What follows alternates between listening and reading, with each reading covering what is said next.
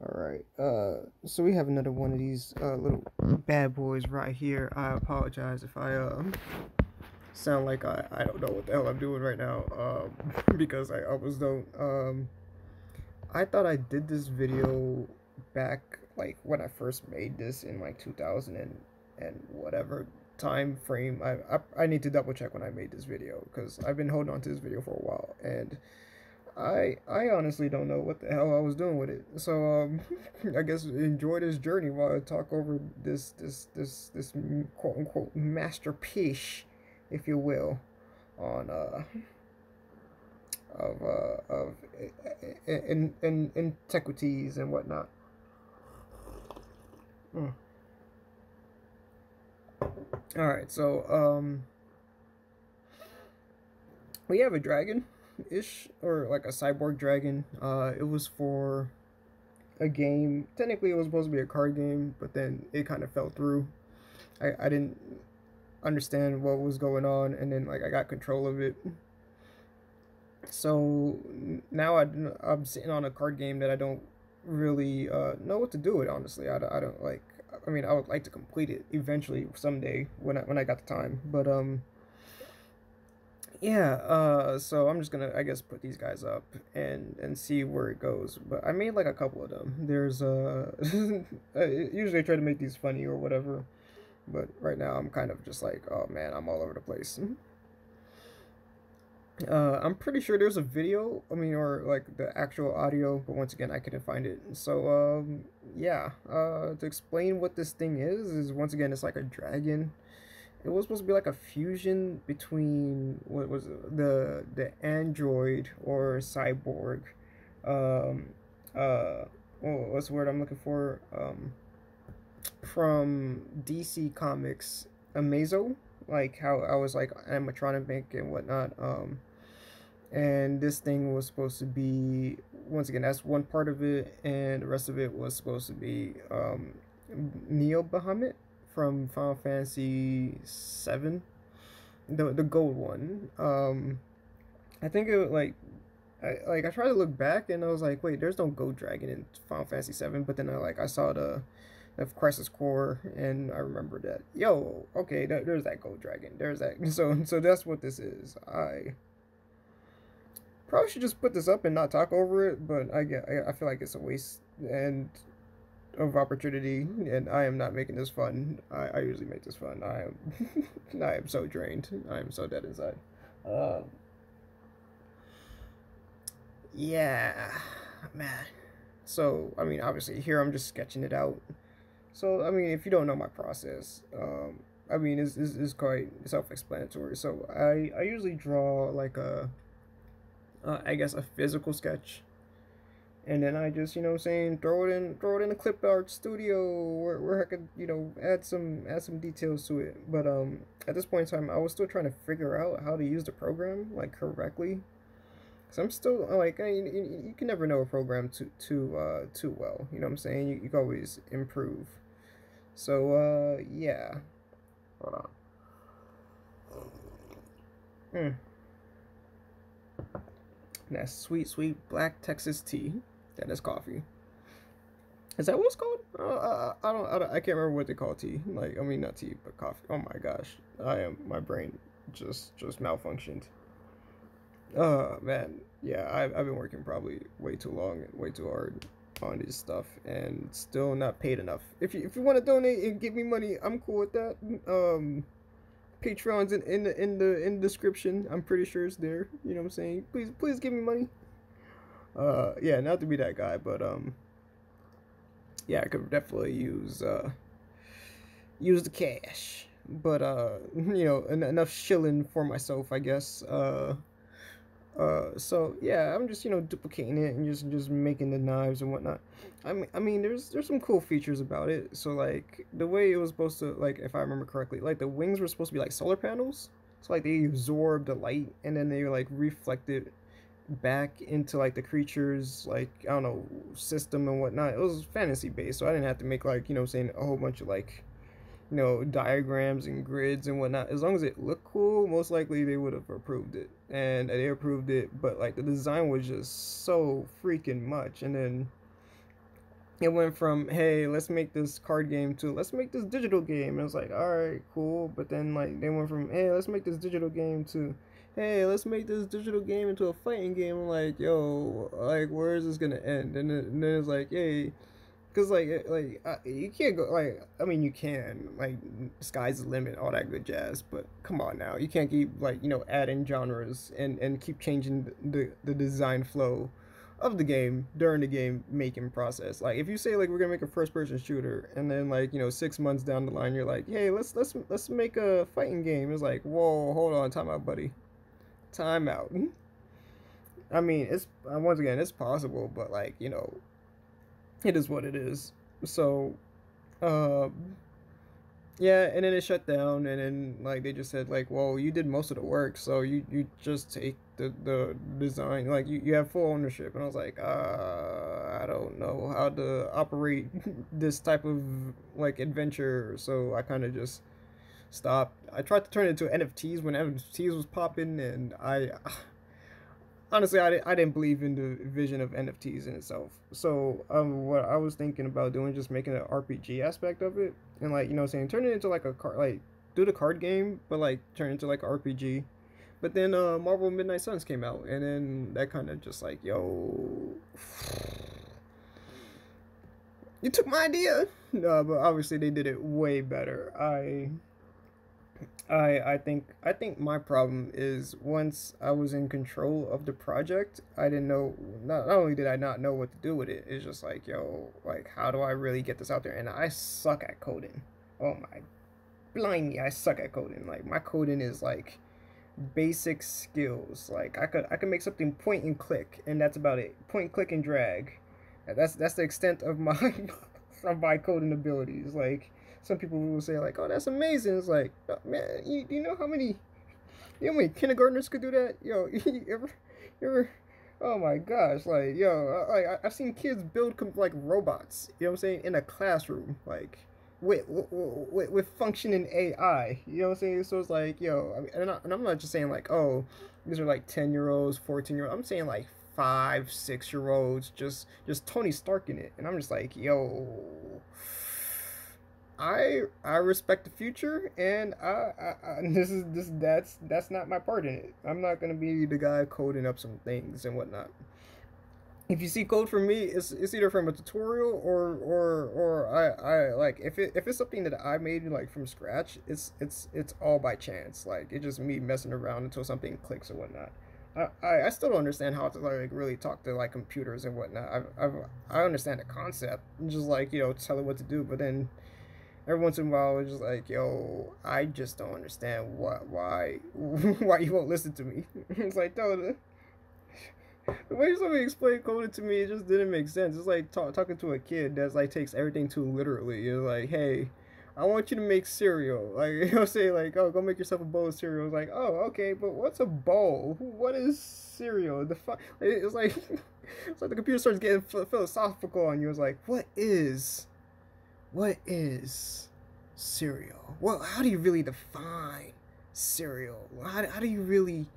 Oh, what is your conditions for a bowl? It's like, oh my gosh, like, can you just make the bowl of cereal? Like, and then my instructions will always be like, oh, well, you take the box, open it up, and what I'm saying, like pour yourself some cereal in a bowl. Bowl is about this radius, and it's a deep dish or whatever, and blah blah blah, and get yourself a spoon, get yourself some milk, and just put it in your mouth. And it's like, oh, okay. And then like you'll start doing it. Somebody starts like behaving how you think it's gonna behave, and you're just like, yes, I finally got this down.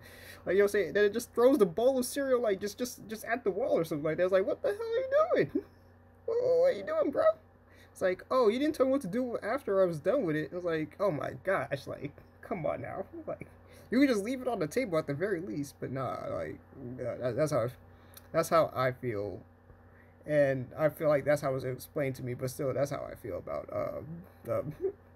talking to computers. It's something that I'm gonna have to work on. I won't say like I'm gonna quit on it like in general, but man, And plus, we got AI now, so like AI definitely up in the game on talking to computers to the point where I mean, realistically, I don't think I gotta talk to the computer. Like, you know what I'm saying? Like, you just talk to it like a normal human being. And it's like, hey, can you, you know what I'm saying, do my homework for me? Like, I've seen those videos. Like, yo, write essays for me, and the computer does it in thought processes that make me feel like, man, like the future is already here. And I mean, technically, the future is never gonna be here. It's always tomorrow. So whatever. Oh man, I already feel like a dinosaur, but whatever. It's about the times. It's about the times. Oh man. Um. All right. I don't know why it stopped. Okay, I was thinking. That's why. Um. I think the actual video, like the full length of it all, was like what, roughly.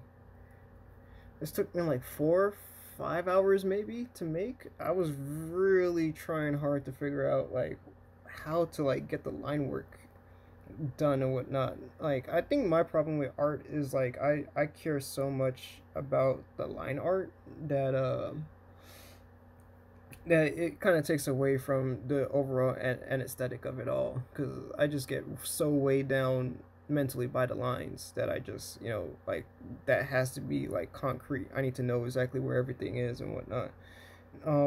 During 700 sketches, the little thing I'm doing, I've realized that I mean lines are subjective as long as it's contrast. I think that's like the main thing I try to get people to take away from my stuff is like contrast. If you understand the concept of contrast, like understand the object obviously is number one. Understand the object. If you understand what a square is or a cube, you don't need to like what I'm saying see a cube or get reference images. You just know what a cube is and you could just draw your version of a cube. You don't have to be on point unless you're working for somebody and somebody says like you need to be on point. But as long as you get the conceptual, what I'm saying? Like if you tell a kid to draw a square, they're gonna draw a square because I mean as long as they know the shapes. I'm sorry, I just thought about I had this student that was like I think they just didn't understand me. I think there was like a language barrier. Like they spoke perfect English, so like but they were like they had to been like at least 5 or 6. I said make a square and they drew a circle with the utmost confidence and just like presented it and I was just like oh man like how do you like I can't scold. I'm not gonna scold you for what I'm saying like making a circle, but like I think you need to understand what a square is. You know what I'm saying? So like I don't know. Like I feel like kids nowadays are just so fragile that you got to be like what I'm saying pussyfooting around it too much. So I literally just like told the kid like okay so that's not a that's not a square. That's a circle. You did a good job but I asked for a square and like you can tell he was heartbroken about it and I just like I was like yo I mean the truth sometimes is gonna hurt kid. I'm not gonna front about that like that I'm not gonna lie to kids and whatnot but yeah no like you could tell you can see the tears well up in his eyes and whatnot like I think the best thing I did at the time was like made fun of myself or I kind of made fun of the concept of shapes and it kind of got the rest of the kids confidence levels like just skyrocketing I guess what I'm saying it was like oh man but like I couldn't just let that slide. I don't know you just can't let that slide you can't just like because the funny thing is like you're probably wondering like yo what the hell's wrong with you you're supposed of course you gotta what I'm saying tell them it's not a square or whatever but usually at the beginning of most of my classes, I would literally tell every single student like what's the number one rule in art, and everybody would just come up like especially if they're new. You know what I'm saying? Like I'll always like if they're old or if they've been there to my classes before, they know exactly what the number one rule is. But usually like I always ask that like what's the number one rule in art? And people would say, "Oh, be creative, do something." They would come up with like I've heard some weird answers before. You'll say like especially like you'll say like depending on their answer, it was like it really lets me know their personality and like I've had somebody say like the rules, like what's the moving rule of art? Always listen to the teacher. I was like, what the? Oh, okay, I know what you're about, but no, the number one rule in art is this simple fact that art there is no rules. There is no rules to this. Like as long as you create what you're creating, you already like achieve. Some people may take like different routes. It's like math. Like if you say 2 plus 2 equals 4, yeah, 2 plus 2 equals 4. We all subjectively agree upon that, whether if it's a true fact of nature or not. We could say it's a true fact of nature, but what really is 4? What really is 2? Blah blah blah. But if you do the math equation 2 plus 2 equals 4, and somebody is thinking like, hey, yeah, the answer is 4, and then you ask them how did they get to it, they can say like, well, if you take 2 and then put it together to another 2 and then really look at it and then analyze it and then you break that down into like each separate one, then you count 1 2 3 4, and then you take that number and then divide that by 0, and then you're gonna get pretty much 0. So what's gonna happen is, or you know, say like all this extra, like, you know, say if ands buts or whatever, like holy crap, like you're going through some thought processes there. So you know what I'm saying, like you can still take the wrong route and still get to 4, but I mean there is an easier route to get to 4, if that makes sense. So it's like, you know what I'm saying, like if you ended up with the result that you wanted, do you care really about the equation? Obviously, if you're doing rocket science, there's a, you know what I'm saying, like if you just accidentally land on, you know what I'm saying, the right number, like if your coordinates is supposed to be FJKC3 3PO or whatever, and you accidentally land on that, yeah, kudos to you, but like for the next situation, like you can't use that same equation. So, you know, that's where math really comes into play. Just know your just know your stuff. I think Neil deGrasse Tyson said this. I won't say recently, but like somewhat recent, like probably like in the last 2 or 3 years. Like he said it before I did, or probably I said it before he did, and like he confirmed it for me. Cause I've always said like, yo, you could be as smart as you want. Like it's just like in algebra, like I'm not like the smartest like in that category. Like I mean math, like as long as you tell me the equation and how you want it to be solved, and you give me all these rules, and like, you know what I'm saying, it's like a video game or it's a game. Like, oh, you got all these rules. This is how you're supposed to do it, and bam, and I will solve the equation. And people will be like, "Oh, you're so smart." It's like the rules are laid out. Now, if I was trying to figure this out on my own, that's something completely different. You know what I'm saying? Like that's, in my personal opinion, that is a true sign of intelligence. I mean, being able to regurgitate, you know what I'm saying, something as simple as like, you know, 2 plus 2 equals 4. Like, obviously, that's, you know, you could just repeat it, especially if somebody's like giving you the answer like constantly. Nah, I think that's kind of what we do in society. We just keep giving people the answers, and people have that false sense of security. Like, it's an equation of like, okay, so ever tried to fix your car? Like, you ever like went online and just like, hey, this is how you change your oil, right? And they go step by step, and then you feel so confident. Like after you do everything, you're just like, yeah, I feel confident. I could probably fix some cars or whatever. And it's like, all right, now do this to an engine. And it was like, wait, what? Like then like, you know what I'm saying? You see your real intelligence level just shrink, and it's like, oh yeah, I have no idea what the hell I'm doing, and like you get dumbfounded. Like, I mean, obviously you could learn.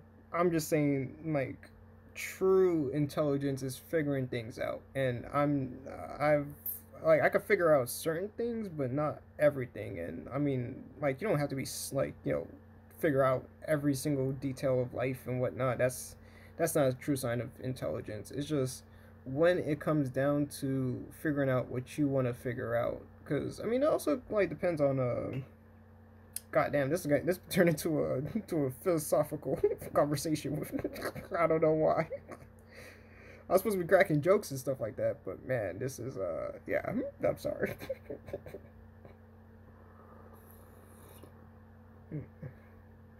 I think the coffee's kicking in.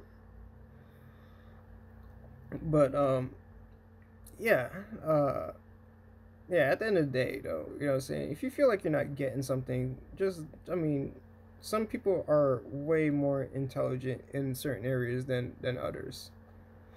Like if you, I mean, realistically, you go talk to a doctor, and you know what I'm saying, they could probably tell you how to solve you know what I'm saying, your ouchies and whatnot in a heartbeat. But as soon as you bring like something like, oh, what's the sports stats for the Eagles, or you know what I'm saying, what's the New York Knicks averages of losses, and they just be like, I don't know. I was like, all right, so like, you know, does that mean that that information is valid? No, it's just that they don't know that information. Like, I mean, what was it? I believe I can't remember who said this or where did I hear this from, but if I remember correctly, I'm trying to get the quote right. I'm horrible. I usually butcher quotes, so you know what I'm saying. So like that's why I have to say this. You know what I'm saying beforehand, before people start looking at. I'm like, you screwed it up. You screwed up the quote. I'm like, yeah, I'm letting you know right now. I'm gonna paraphrase it, if you will. But basically, God can forgive ignorance. It's stupidity that God can't forgive. And I mean that kind of like, you're probably wondering like, what does that really mean? Aren't those the same things? No, not entirely. So like the way that it was, like I take away from it and break it down, is that God can forgive someone for not knowing. Like if you don't know that you're naked or whatever, you know what I'm saying, it can be forgiven. But if you know that you're naked and you still go outside and whatnot, I'm saying like, yeah, I think it's kind of like I'm kind of going off of the Adam and Eve aspect, but it, it's like the exact opposite of how cops do it, especially in America. I'm not sure where people are watching this, but like in America, man, like you walk down the street, you jaywalk. Like some cities, they allow you to jaywalk. That's like part of their thing. But you go to another city and you jaywalk, like it's a big crime. Like because cops got nothing better to do with their lives, and literally they will make a big deal out of it. But the point I'm trying to make is like, you know, different areas, different laws, and you know, a common thing that cops used to say is like, ignorance of the law is no excuse. I was like, if you didn't know the law existed, how would you know to follow it? There's a difference between, like, you know what I'm saying, willful ignorance and just, you know what I'm saying, which is quote unquote stupidity, and but man, like if you don't know, like if somebody like didn't know that if you jumped out of a moving car you would get hurt, like there was no one to tell them about it, then you can't, like, you could say like, oh, it's their fault that they, you know what I'm saying, jumped out the moving car and whatnot. But like if they never knew what a car was, they didn't understand the concept, and they just was assumed that they could just walk off the car at any point in time with no prior knowledge of a car, are you really blaming these people for not understanding the concept of, you know what I'm saying, speed? You could say like, oh well, you could point to like other fundamentals, like, oh, look at the fundamentals of, you know, physics and whatnot. If somebody doesn't know the fundamentals of physics, then they just don't know. Like you can't blame them for that. You may think it's stupid, but it's not. It's just, you know, just the way it is. And whatnot. I'm gonna throw some jokes in here eventually. Don't worry. I'm probably gonna get around to it. Man, this literally just turned into a philosophical question discussion that I probably didn't want to go into. But we're getting to a good point in this I guess demonstration. It's supposed to be like yeah. All I'm trying to say is that there's different routes to different things, and just just just try your best route, if that makes sense. I mean, you don't have to be a rocket scientist to make the best chicken in the world. You know what I'm saying? Like, and it's also, you know, subjective. Like just like art, like who really does have the best chicken or pizza in the world? You can't, like, nobody has a pizza contest. Nobody has a chicken contest. I would sign up immediately for that, but you know, that's just me. I personally, I will eat the hell out of a chicken, or you know, like, you know, any food contest. Like realistically, as long as it's not like something kind of gross. Like, you know what I'm saying? I'm not eating cockroaches. That's some Fear Factor stuff that I'm gonna stay far away from. But I mean, honestly though, like you gotta just take that in. Just take that in, like the shadows and whatnot. But man, oh man, I I'm trying hard to like get back to like, you know what I'm saying, like segue back into like, I don't know, the art, and I'm kind of stuck on this concept or this discussion of irrelevance to the whole entire situation of what is currently going on screen.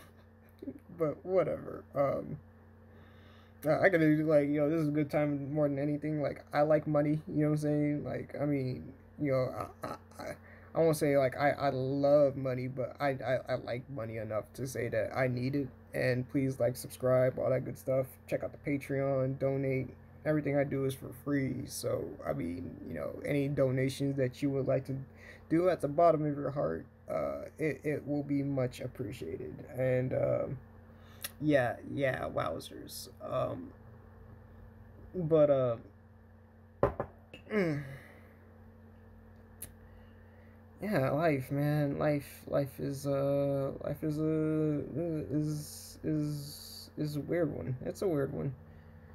The funny thing is about life too is like there's no right answers, there's no wrong answers. There's just answers and whatnot. There's quote unquote a better way about doing something. You know what I'm saying? Like, I wouldn't say I'm going to a place and then just like, you know what I'm saying, and lie about it. Like, I like certain things you got to be truthful about, like what you're really planning on doing in life.